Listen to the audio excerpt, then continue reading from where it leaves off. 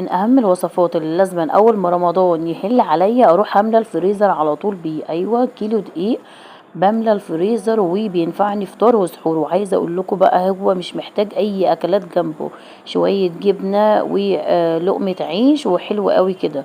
ونسحر بقى حاجه كده يا بنات، والله العظيم ما محتاج حاجه تتاكل جنبه من كتر ما هو حلو وجميل ما شاء الله، وسهل جدا وبعمله في 3 دقايق. ايوه، هنعمل العيش البيتي في 3 دقايق ومش هياخد معانا وقت خالص. لو انتي بتخافي تعملي العيش تعالي اقولك على تريكات مهمة جدا للعيش وازاي يطلع معاكي حلو. اللهم صل وسلم وبارك على سيدنا محمد.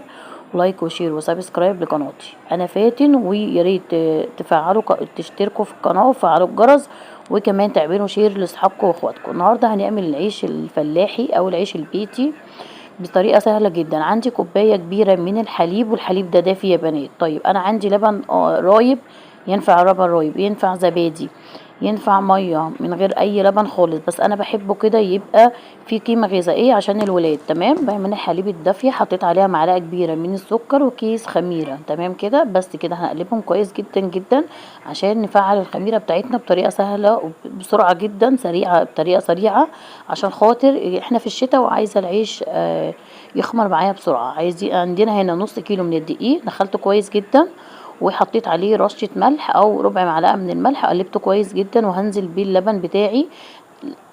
ادي اول كوبايه لبن، وهي هستخدم بقى عامله الكوبايه دي مطرح اللبن كوبايه ميه. تقدري تحطي كوبايتين لبن وتقدري تحطي كوبايتين ميه على حسب، انا حاطه كوبايه ميه وكوبايه لبن. هنزل تدريجيا كده وبعد كده هشيل بقى المعلقه وابتدي كده ايه ادعك بايدي، عشان بصراحه انا بحب كده ملمس العجينه واكون عايزه ايه عايزه تعجن اكتر ببقى حاسه. المهم يا بنات، رحت جايبه 3 معالق من الزيت، 3 معالق ما تكتريش، وقمت بقى لما العجينه زي ما انتم شايفين بالشكل ده. ابتديت الت واعجن زي ما انتم شايفين بالشكل ده اهو. اعجني كويس جدا، اهم حاجه كلمه الت واعجن دي مش وحشه، هو اللي انت بتعمليه ده لت وعجني فعلا والله في العجينه. تبتدي كده تعجنيها كويس قوي لحد ما تحسي ان هي ملمسها ناعم جدا وهي ما فيهاش اي تكتلات وهي عامله زي اللي باينه معاكي. هسيبها بقى تخمر، وهنا حطيت لها استرتش راب، وعشان انا عايزاها تخمر بسرعه. وبصراحه الولاد كانوا يعني عمالين يزنوا عليا يا ماما عايزين العيش ده، هما بيحبوه جدا. فكنت مستعجله، بعد ربع ساعه، لا اكتر من ربع ساعه، تلت ساعه بالظبط، كان العيش معايا خمر بالشكل اللهم بارك بسم الله ما شاء الله اللهم بارك. شايفين تحفه الخميره وما شاء الله جميله جدا اهي. ادي العيش معايا خمر وبقى زي الفل، العجينه قصدي. تعالوا بقى كده نقطعها التقطيعات اللي انتوا عايزينها. انت عايزه رغيف صغير اعمليه صغير، انا عايزه الرغيف وسط، لا كبير قوي ولا صغير قوي. بقى العجين الحجم اللي انتوا عايزينه زي ما قلت لك حسب الرغيف اللي انت عايزاه. انا هنا عامله متوسط، لا هو كبير قوي ولا صغير قوي. رشه كده زي ما انتوا شايفين كده من الدقيق على اللي انا هقطع عليها، سواء الرخامه او صينيه او اي حاجه تقطعي عليها. اهم حاجه ترشي دقيق عشان العجين بتاعك ما يلزقش. اهو هقطع بقى، بحاول اظبط لكم الكاميرا عشان تبقى كل حاجه واضحه قدامكم. وهقطع بقى العجين اهو بالشكل اللي انتوا شايفينه ده. اهم حاجه حاولي تقطعي العجين قد بعضه، يعني العيش يبقى قد بعضه، بلاش واحد كبير واحد صغير، يعني حاولي على قد ما تقدري. لو انت عندك ميزان بالميزان يبقى احسن، بس انا زي ما قلت لكم عيني هي ميزاني، انا بالعين كده بحاول اقطعهم قد بعض بالظبط. قطعي بقى الاحجام اللي انت شايفاها كده شبه قد بعض بالظبط عشان يبقى العيش متساوي، يبقى شكله حلو كمان لما تيجي تسويه. اهو قطعنا بقى العيش او العجين زي ما انتم شايفين بالشكل ده كله يبقى قد بعضه. اهم حاجه زي ما قلت لك تكوني رشه دقيق على الصينيه اللي هتكوني مقطعه عليها العجين. هاتي بقى كده هنا ده كفر مخده وغطيته بيها طبعا عشان ما ينشفش مني، لان احنا في الجو الساقع فلازم تغطي العجين بتاعك وتاخدي اول واحده انت قطعتيها. ابدأي باول واحده. تمام كده، رشينا دقيق وهبتدي افردها بايدي كده زي ما انتم شايفين، وهجيب بقى النشابه بتاعتي اهو بكل سهوله. ليه؟ ما شاء الله العجينه مخدومه حلوه جدا، المقادير مظبوطه، وكمان انا عجناها كويس جدا ومريحاها سايباها تخمر يعني كويس قوي، فبتسهل عليا زي ما انتم شايفين كده في الفرد.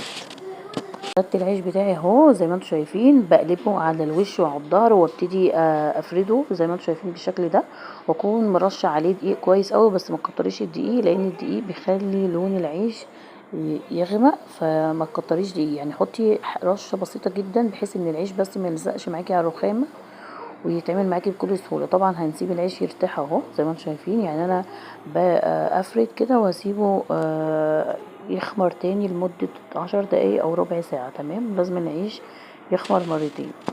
هنا بقى بعد ما فردت العيش كله هيبقى عندي هنا بقى طاسة. عندك هنا تقدر تعملي على طاسة، يعني لو عندك طاسة تيفال. انا الصينية دي عندي بحب كده اخبز عليها، لان بصراحة يعني بتسهل عليا كتير وصغيرة كده ومحندقة، بعرف اتحكم فيها. فاول ما الصينية بتاعتي او الطاسة بتاعتك تسخن، وطبعا درجة الحرارة تبقى عالية، ما تغطيش على العيش عشان يقب معاكي ويبقى ما شاء الله زي ما انت شايفه كده. هتشوفي ان شاء الله. بصي تبتدي اول ما يتشمع تقلبيه على الوش التاني، وهكذا يتشمع كمان من تحت تقومي قلبيه على الوش التاني، تفضلي تقلبي فيه لحد ما يرفع معاكي ويقب كده. اهم حاجه درجه حراره النار بتكون عاليه او متوسطه، ما تبقاش واطيه خالص عشان العيش يرفع معاكي. تعالي كده نقول بسم الله بقى ونشوف كده العيش عامل ازاي اهو. بصوا انا بقى كل ثانيه بقلبه كده عشان عايزاه يبقى مستوي معايا مظبوط. طيب انا مش عارف هعمله على النار من فوق يا فاتن، اعمليه طبعا جوه في البوتاجاز من فوق، من تحت قصدي. بصوا بصوا بصوا الجمال، ما شاء الله. شايفين ارتفاعه؟ شايفين؟ تحفة جدا اهو. شايفين شكله عامل ازاي؟ اللهم بارك. هسوي بقى كل الكمية زي ما انتم شايفين بالشكل ده اهو.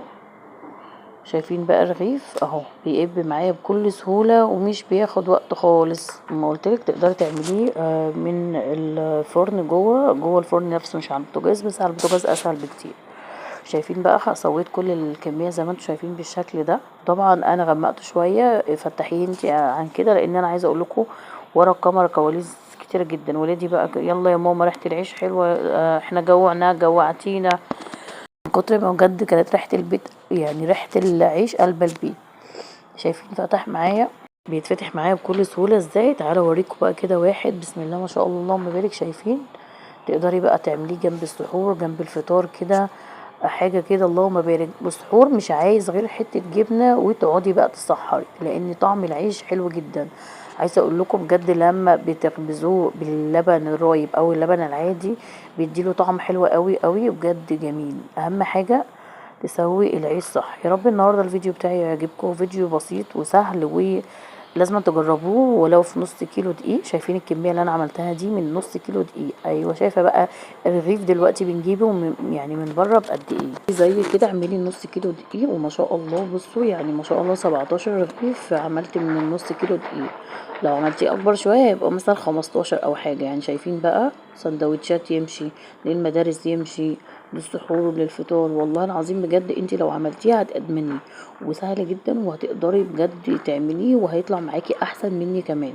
ما تنسيش تصلي على النبي في الكومنتات ولايك وشير وسبسكرايب لقناتي. انا فاتن وقناتي اسمها فاتن فود. اشتركي لو اول مره تشوفيني وفعلي الجرس وشيري لاخواتك وحبايبك عشان عايزين قناتنا تكبر.